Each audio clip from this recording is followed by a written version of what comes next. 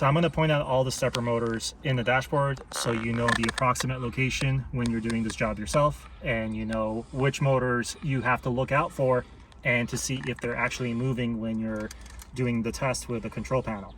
So we have these two motors over here. These are the ones we've already replaced and we've shown you in the videos, or in the video, not plural. We have two more motors over here. Then we have one motor over here, one motor right there. We have a very difficult to reach motor back here. We have another motor here. And then last but not least, we have two hidden motors, which are also very difficult to see.